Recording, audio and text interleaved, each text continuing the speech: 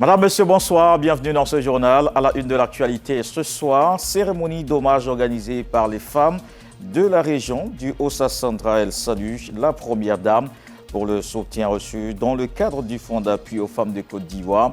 Dominique Ouattara multiplie les actions pour soutenir les activités de la gente féminine. À Daloa, il a encore fait d'importants dons aux femmes de cette partie du pays.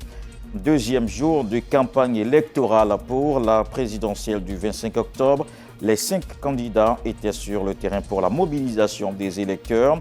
Alassane Ouattara à Daloa, Simone Gbagbo à Boisflé, Awa Dombelo, Jean-Louis Billon et Henriette Lagou à Abidjan. Puis justement ici à Abidjan, le ministre de l'Intérieur, Vagondo Diomandé, fait le bilan de la manifestation interdite de l'opposition ce samedi.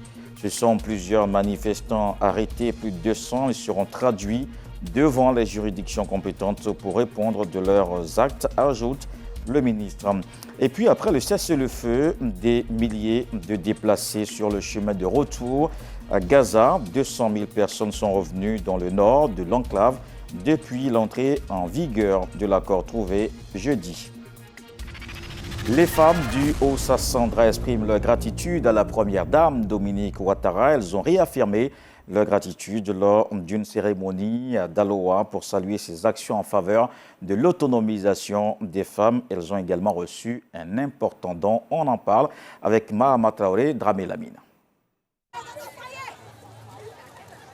Elles sont venues des communes et départements de la région du Haut-Sassandra pour un rendez-vous inédit, celui pris avec la première dame de Côte d'Ivoire, Dominique Ouattara, sur le stade du CAFOP de Daloa. Un moment de communion dans une ambiance festive.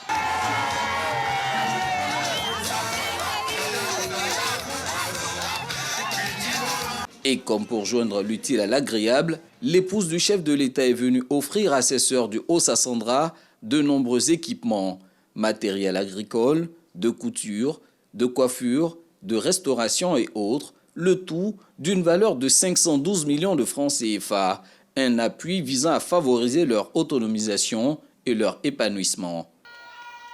Si le président de la République fait tant de choses pour les Ivoiriens, c'est parce que vous êtes une bonne épouse.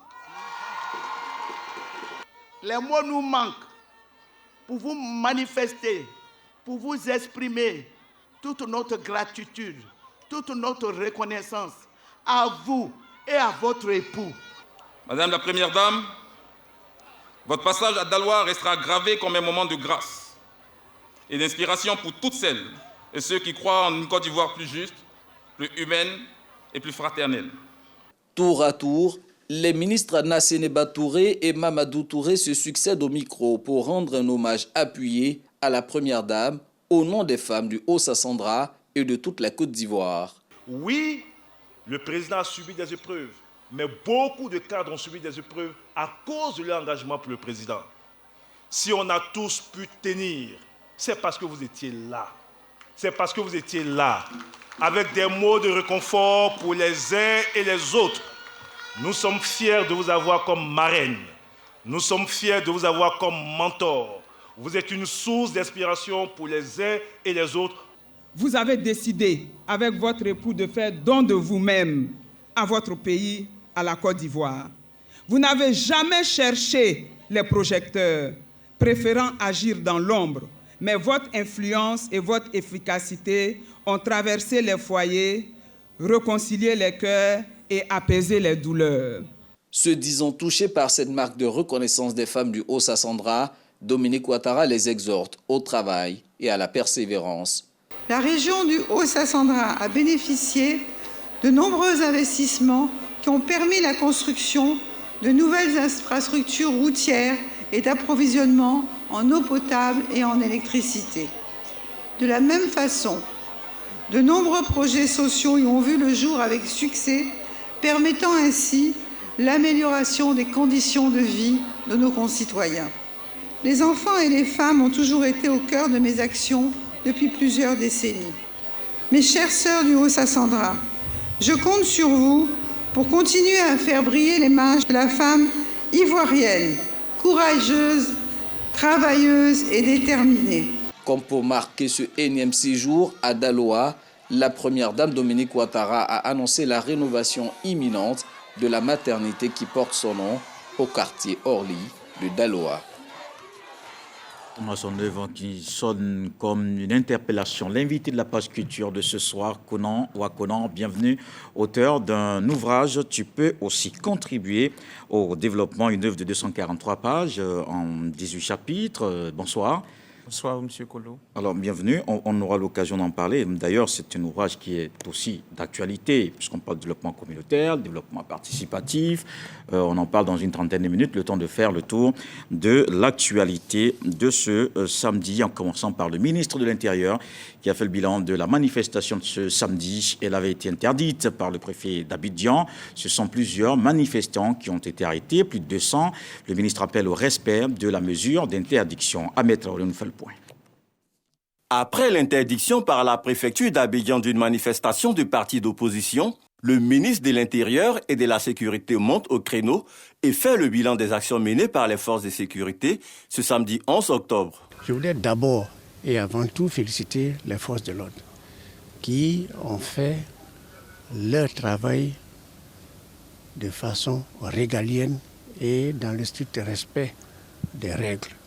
Malheureusement, à l'heure où je vous parle, nous avons interpellé 237 personnes au total, parmi lesquelles il y a des femmes, parmi lesquelles il y a des jeunes gens, mais vraiment des jeunes totalement irresponsables, je le dis sans aucune hésitation, qui ont été envoyés dans la rue pour poser quelques barricades. Les quelques échauffourées que nous avons constatées sont déroulées à Blocos, un peu à Angré, côté château. Alors sur l'ensemble du territoire national, tout est calme. Si vous avez été pris dans le cadre d'une manifestation non autorisée, mais vous répondez devant la loi. Cette marche des partis d'opposition a été interdite, selon le préfet d'Abidjan, pour nécessité de maintenir l'ordre public au moment où se déroule la campagne électorale pour l'élection présidentielle du 25 octobre. Autre chose dans l'actualité, le ministre de la fonction publique veut une base de données fiable et actualisée des fonctionnaires et agents de l'État. Pour ce faire, un audit sera lancé. Pour réussir l'opération, le ministère a rencontré les directeurs des ressources humaines, des personnels civils de l'État, de l'administration ivoirienne. Une opération qui va permettre d'actualiser les données pour une meilleure planification. Grâce Kando. Qui est fonctionnaire? Qui est contractuel? Qui est agent de l'État? Où sont-ils déployés? Les profils sont-ils en adéquation avec les postes occupés? Voilà, entre autres, les questions qui trouveront réponse après l'audit des effectifs des personnels civils de l'administration publique ivoirienne. Une rencontre de cadrage avec les directeurs des ressources humaines vient de se tenir en vue d'un audit. Il s'agit de disposer d'une base de données exhaustive, fiable et actualisée sur l'ensemble des personnels civils de l'administration publique ivoirienne.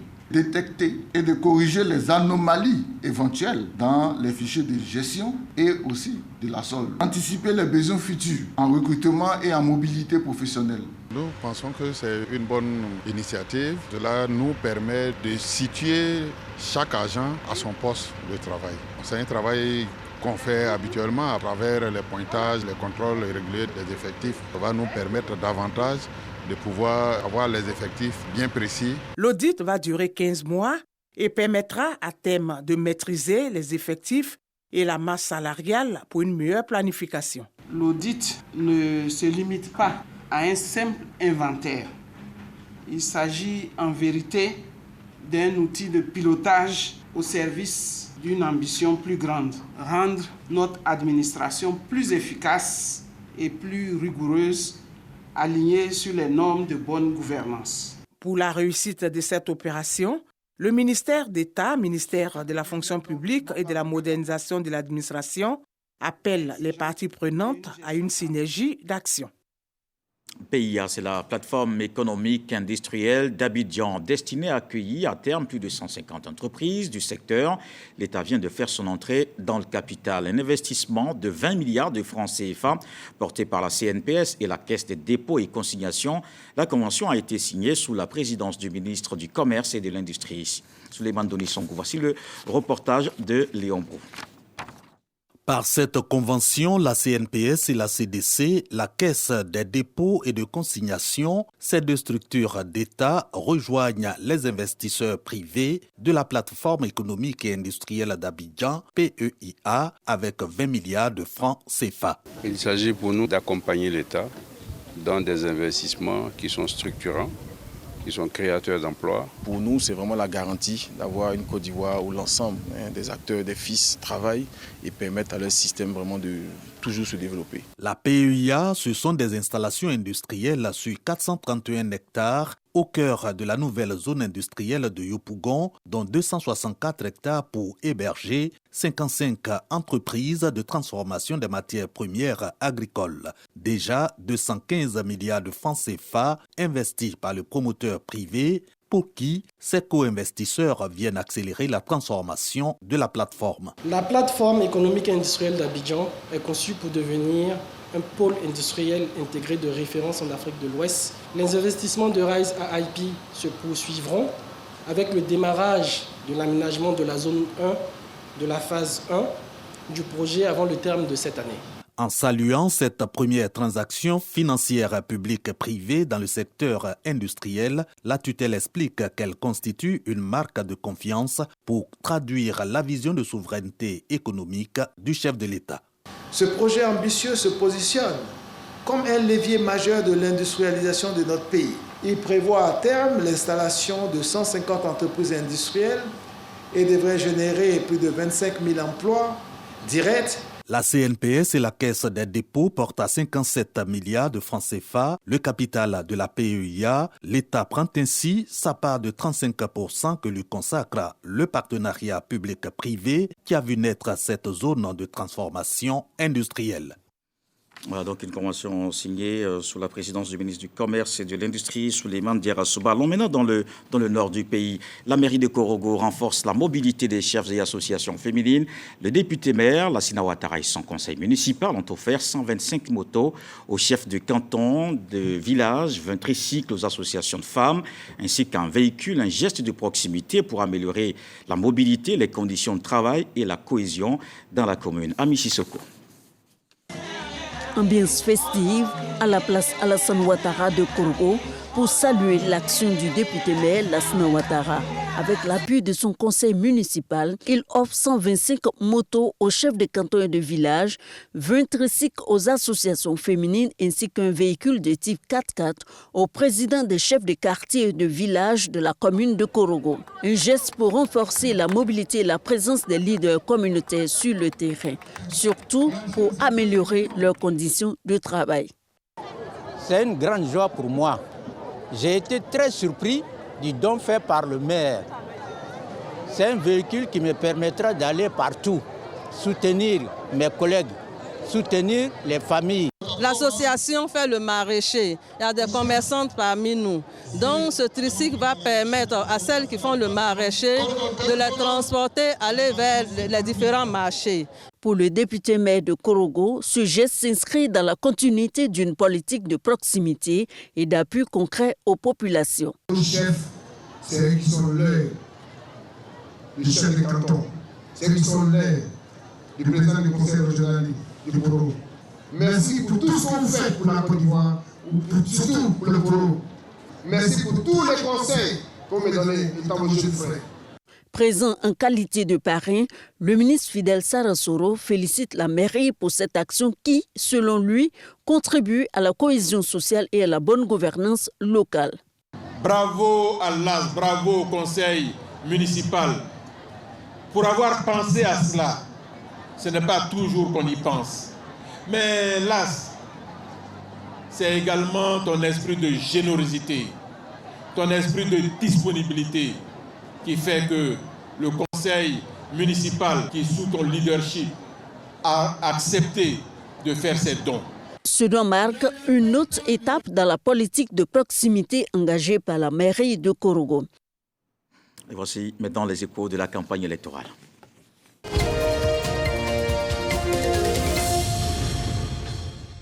C'est Daloa qui a accueilli le lancement de la campagne du candidat du RHDP. Lors de ce meeting, Alassane Ouattara a promis de faire encore plus pour Daloa et la région du Haut-Sassandra. L'annonce phare reste la construction d'une autoroute entre Yamoussoukro et Daloa, la cité des Antilopes. On fait le point avec Mahama Traoré, Dramé Lamine. Au stade municipal de Daloa, c'est une marée orange qui a accueilli le candidat du RHDP à l'élection présidentielle de 2025 pour ce meeting d'ouverture de campagne. Selon Mamadou Touré, directeur régional de campagne, une telle mobilisation démontre que Daloa et toute la région du Haut-Sassandra sont désormais un terrain conquis pour Alassane Ouattara, terrain conquis par la force des réalisations accomplies dans cette région depuis 2011. Ici, dans le Haut-Sassandra, nous avons aussi réalisé de nombreux projets entre 2011 et 2025. Le bitumage des routes Issia-Daloa, Genoula-Daloa, Boisflé-Daloa. Oui, la réalisation de 31 km de voirie urbaine à Daloa, 5 km à Issia. L'électrification de 106 localités pour faire passer le taux d'électrification de 66,6% en 2011 à 98,5% en juin 2025. La construction de 20 collèges et lycées et de 3249 salles de classe du primaire et du préscolaire. Nous ferons plus, je vous le promets.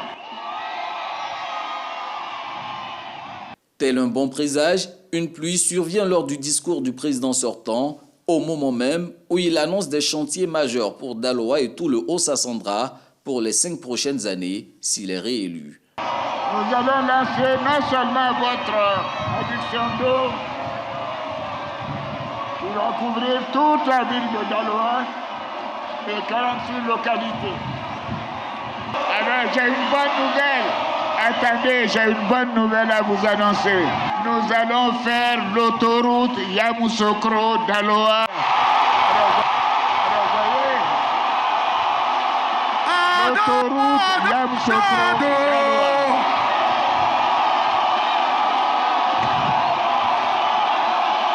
Passant par Boisflé. Je vous remercie de voter à dos le 25 octobre 2025.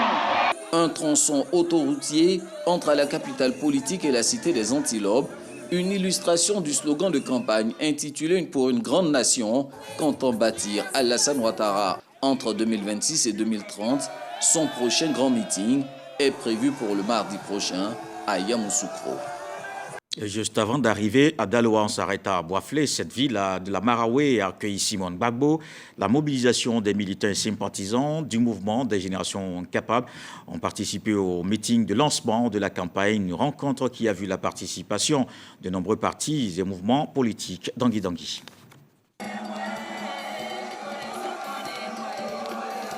Ce samedi, à l'espace Tchin de Boisflé, les militants et sympathisants du mouvement des générations capables ont répondu à l'appel de leur candidate, Dr Simone Eivé Gbagbo, dans le cadre du meeting de lancement de sa campagne. La candidate du MGC a saisi l'occasion pour expliquer les grandes articulations de son programme de société construit autour de 8 engagements selon son directeur de campagne. Le premier thème, c'est la réconciliation. Le deuxième thème, c'est la transformation. Le troisième thème, c'est la souveraineté. Si ensemble, on travaille dans ça, on va sortir dans dos. J'ai dit, il y en a, quand ils parlent, ils disent, mais regardez la Côte d'Ivoire. Aujourd'hui, la Côte d'Ivoire est belle. La Côte d'Ivoire belle, c'est bien. Mais des Ivoiriens heureux, des Ivoiriens assurés dans leur bien-être, c'est quand on veut s'occuper d'un peuple, quand on veut s'occuper d'une nation, il ne faut pas se contenter de rendre la Côte d'Ivoire belle. Il faut rendre les Ivoiriens heureux. Or, pour être heureux, il faut que tu sois assuré de ta sécurité. Il faut que tous les jours, ton petit pain là, ce soit assuré. Il faut que tous les jours, ton petit poisson que tu vas mettre dans ta sauce là, soit assuré. Il faut que tous les jours, quand tu es malade, ta santé là, soit assurée. Il faut que tous les jours, quand tu as dépensé pour que tes enfants aillent à l'école, qu'à l'école là, les enfants reçoivent une formation assurée. Que leur formation leur donne un emploi assuré. Les élections, ce n'est pas seulement les discours de campagne. Les élections, c'est l'action de se lever, d'aller voter, de contrôler que son vote là est respecté et que le soir, le résultat du vote là correspond à ce qui a été dans l'urne.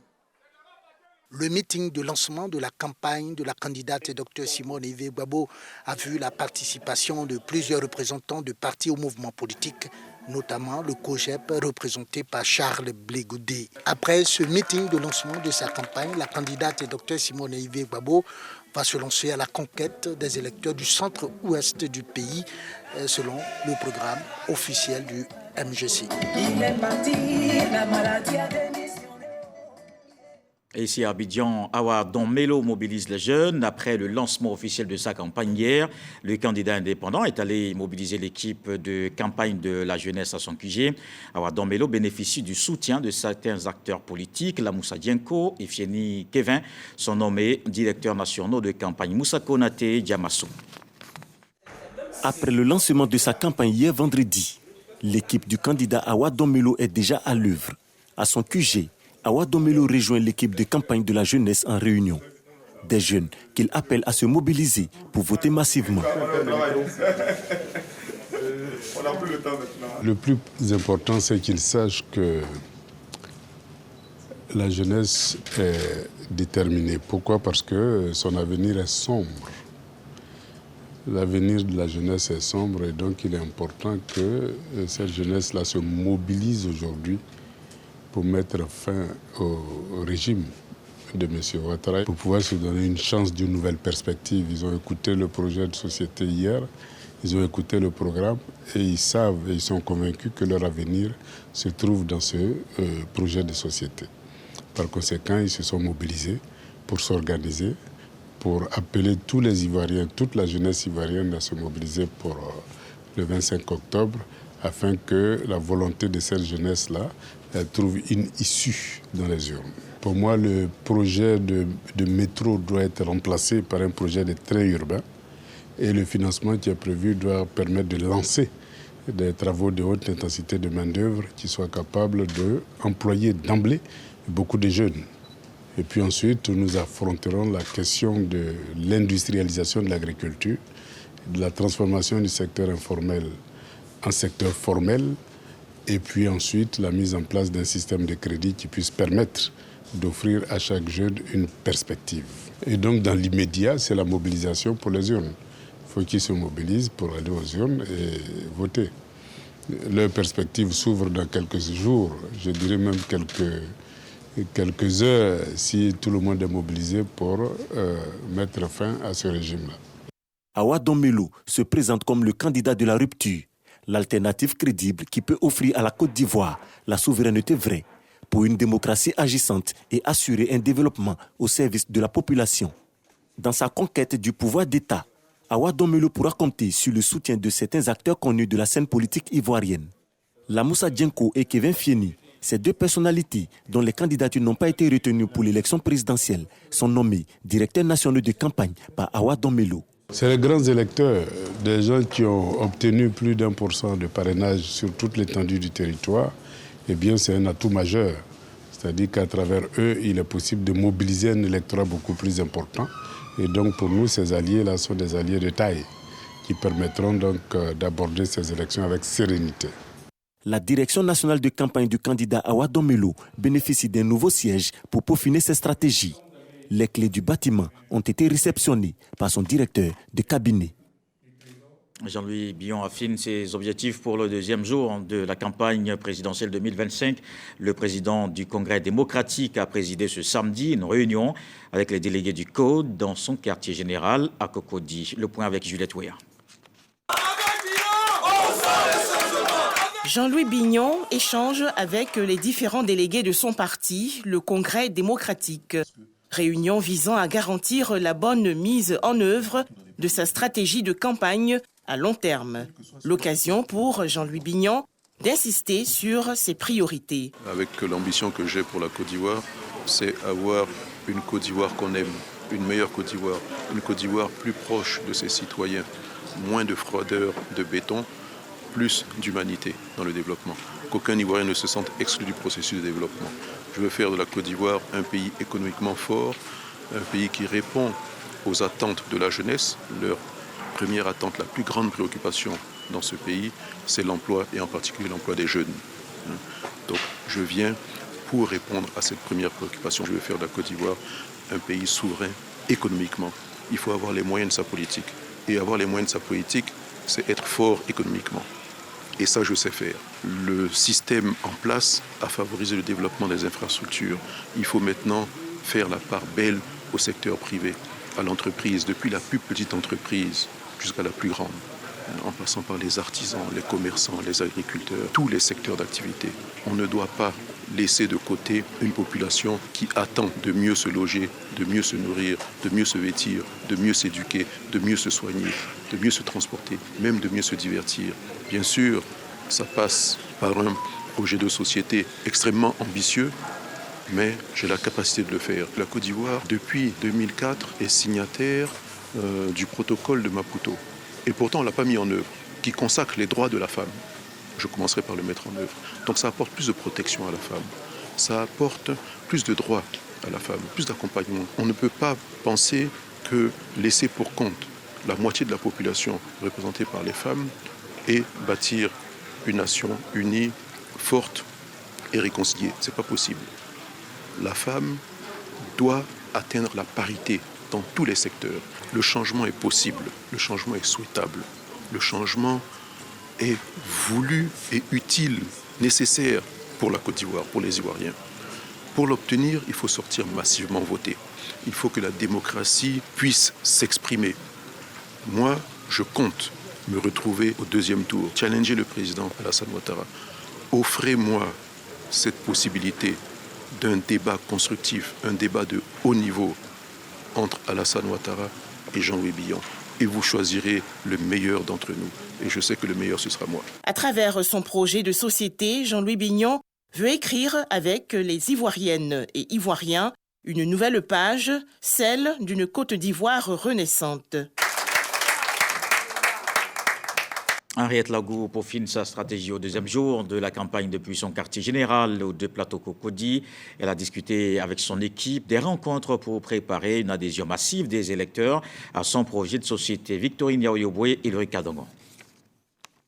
Je m'engage pour la paix et la cohésion sociale en Côte d'Ivoire. Ainsi parle Henriette Lagou, candidate du GPP à l'élection présidentielle du 25 octobre prochain.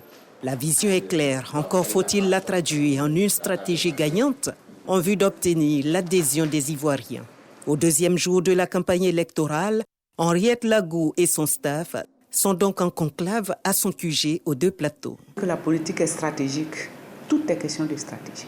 Nous avons 31 régions, 2 districts. Nous avons un programme qui ne prendra pas peut-être toutes les villes, toutes les régions, tous les départements, pour nous-mêmes en tant que candidates. Mais le relais est fait sur le terrain par le directeur national de campagne. Le relais est fait sur le terrain par nos différents présidents. Ça veut dire que nous serons partout en Côte d'Ivoire. Le 25, les Ivoiriens vont nous voter parce que le projet de société que nous avons est alléchant pour les Ivoiriens. Ils ne trouveront pas mieux ailleurs. La présidentielle de 2025, Henriette Lagou pense pouvoir l'emporter parce qu'elle ne fait pas cavalier seule. Nous sommes 12 partis politiques au sein du GPP, les 12 apôtres. C'est biblique, mais nous sommes en train de travailler. Je suis la présidente du parti politique Le Nouveau Ivoirien démocrate. Nous soutenons la candidature de Mme Henriette Lagou au sein du GPP parce que pour nous, la paix est cruciale. Un développement sans la paix, c'est pas un développement durable. Que nous soutenons la candidature d'une femme pour la représentativité des femmes dans les instances de décision. Parce que depuis qu'elle est votée, il n'y a pas eu son application effective. Une présidente a la vision. Elle a la vision. Elle fait porter la vision par les technocrates, par les spécialistes. Et à partir de la vision, de l'analyse de ces spécialistes, on fait un bon diagnostic. Et c'est avec ça, on satisfait, par la grâce de Dieu, les préoccupations et les problèmes de la société ivoirienne dans tous les compartiments, dans tous les secteurs. Nous allons changer les paradigmes et nous allons donner à la Côte d'Ivoire des valeurs au-delà du tribalisme, au-delà du népotisme, au-delà de la corruption. Nous allons mettre fin aux mauvaises choses qui minent la Côte d'Ivoire. Il va aller donner ces choses dans le Boukani. Tu veux qu'il cadre. Quadriller les 31 régions et districts du pays en 2 semaines de campagne, avec un projet de société qualifié d'alléchant, Henriette Lagou ne manque pas d'arguments pour convaincre les électeurs afin d'assurer sa victoire à la présidentielle de 2025 en Côte d'Ivoire. Voilà pour les échos de la campagne ce soir au 2e jour de la mobilisation des électeurs. La page culture maintenant.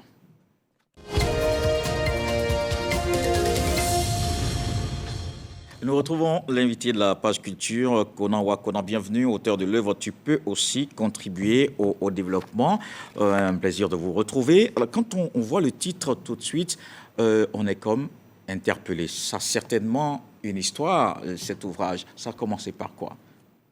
Alors, M. Kolo, vous me permettrez de m'acquitter d'un devoir moral avant donc de répondre à votre question.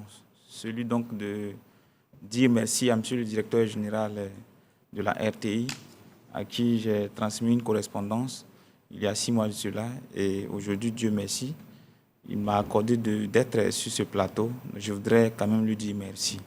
Alors déjà, le titre, il est interpellateur. Quand on dit « tu peux aussi contribuer au développement », ça signifie tout simplement que même si nous sommes riches, pauvres, peu importe notre niveau, peu importe notre position dans la société, nous pouvons nous aussi contribuer au développement. Est-ce que c'est parce que vous avez remarqué qu'aujourd'hui, ou du moins de plus en plus, les populations ne s'intéressent pas vraiment à la chose communautaire, surtout aux questions de développement communautaire, et qu'il fallait justement, à partir d'un ouvrage, les mobiliser d'une certaine façon? Oui, vous le savez, on va partir d'une histoire. C'est que l'histoire montre que dans la culture africaine, avant, le développement communautaire, le développement participatif faisait partie du comportement des populations. Mais aujourd'hui, avec le modernisme, beaucoup de jeunes pensent que le thème développement est propre à une partie, une frange de la population, donc riche, qui a accès à l'eau potable, qui a accès à l'éducation de qualité. Et donc aujourd'hui, il faut qu'à travers des ouvrages, à travers des sensibilisations, on puisse dire à ces jeunes, à ces populations qui ne croient plus au pouvoir du collectif, au pouvoir du développement participatif, qu'à la réalité, c'est ensemble qu'on peut faire. On peut ensemble aider ceux qu'on pense qui sont mieux placés que nous dans la société, parce que c'est ensemble qu'on pourra faire de ce développement le développement durable. D'accord, alors on va suivre cet élément de Roston Ambaché et Didier Nguessan. On se retrouve juste après pour continuer. S'impliquer dans le développement local dans une démarche participative. C'est la mission citoyenne dans laquelle Bienvenue Konan Wakona nous invite à nous investir dans son essai titré « Tu peux aussi contribuer au développement ». De l'historique du développement communautaire en Côte d'Ivoire, en passant par les acteurs que sont les jeunes et les femmes, de même que son impact sur la société, l'auteur passe en revue les conditions de cette approche inclusive. Il est moins question d'attendre un État providentiel caractérisé par la puissance exécutive, mais plus d'une implication libre et volontaire de tous les acteurs locaux. Les projets voient ainsi le jour et sont exécutés grâce aux dons ou à la contribution de tous. Cette politique de proximité impacte beaucoup plus les communautés rurales grâce aux locaux et aussi à leur diaspora.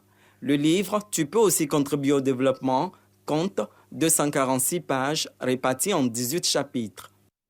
Alors, vous parlez en fait finalement aussi de la prise d'initiative, mais est-ce que sans moyens, c'est possible de commencer un développement communautaire? Bon, moi je ne crois pas au fait qu'aujourd'hui un humain dise qu'il n'a pas de moyens. Par exemple, M. Kolo, vous et moi nous sommes en train de nous parler, mais ça aussi c'est un moyen. C'est un moyen que j'ai de vous parler. Aujourd'hui, avec mon stylo, j'ai pu écrire un livre. Mais tout le monde a un moyen de faire quelque chose. C'est pourquoi, quand vous parlez de moyens, moi-même, je voudrais vous poser la question. Vous parlez de moyens financiers? Forcément. Alors, parce que pour développer, il faut financer. Alors, ailleurs, d'autres diront que ce sont les idées magiques qui appellent les moyens. Aujourd'hui, par exemple, j'ai écrit un livre et j'ai sollicité monsieur le directeur général de la RTI. Et aujourd'hui, je suis sur le plateau de la RTI. Est-ce que c'est un développement communautaire? Non, je parle du moyen. Un développement communautaire. Je parle du moyen. On a circonscrit, on est maintenant dans le financier. Non, on ne sort pas du cadre. Mais là, vous parlez de moyens. Oui, financier. OK. Donc, quand on parle de moyens... Parce qu'on parle de développement, je ne sais pas si on se comprend. Pour développer, c'est-à-dire pour construire un hôpital, pour construire un centre de santé dans un village. Je ne suis pas sûr que ce soit votre déplacement de Thiébissou à Abidjan pour passer à la télévision. Non. Oui, voilà. Oui. Même dans la construction d'un hôpital, vous comprenez, dans la construction d'un hôpital, la contribution des populations est vraiment primordiale. Parce que la main-d'œuvre vient d'où quand on construit l'hôpital? C'est vrai qu'il y a des techniciens, des spécialistes qui arrivent, mais quand ils arrivent dans la localité, la main-d'œuvre est souvent locale.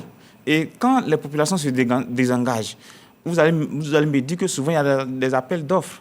Et quand tout cet arsenal est déposé dans une localité, les populations doivent être consultées, par exemple. Quand on vous convoque, et si vous ne venez pas, est-ce que le projet va vraiment rencontrer l'assentiment de tous? Donc, du point de vue global, sans moyens, on peut contribuer à un développement communautaire. Parce que l'action communautaire, par exemple, je prends un exemple. Moi, je suis de Thiébissou, je suis délégué départemental de la jeunesse de Thiébissou. Tout récemment, dans le cadre d'un projet qui est intitulé Prével, nous, jeunes, mobilisés par l'ONG Indigo, sous impulsion de Madame le sous-préfet Claude Géré, nous avons mobilisé l'ensemble des couches socio-professionnelles pour changer, par exemple, la peinture du foyer polyvalent à Kandiaka du Thiébissou. Ça, c'est une action citoyenne, mais qui contribue au développement de ma localité. En fait, cette question pour vous permettre de parler des obstacles et des défis de développement communautaire, pour ne pas trop embellir justement cette initiative qui n'est pas tout de même simple.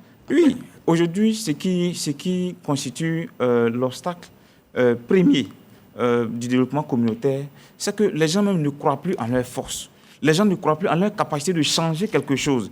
Ils se disent que l'action qu'ils ont à mener est minime. Mais moi, je pense qu'une action, aussi minime soit-elle, quand elle est positive, elle contribue à son petit niveau au développement. Tant que l'action est positive. Alors pour commencer, parce que beaucoup ont justement cette fibre, cette volonté justement de contribuer ou bien d'initier des projets de développement communautaire, mais ne savent pas par quel bout commencer. Est-ce que de façon pratique, vous avez quelques recommandations à faire? Oui, nous sommes à Bomi-Zambo. Je suis de Thiébissou, je le rappelle.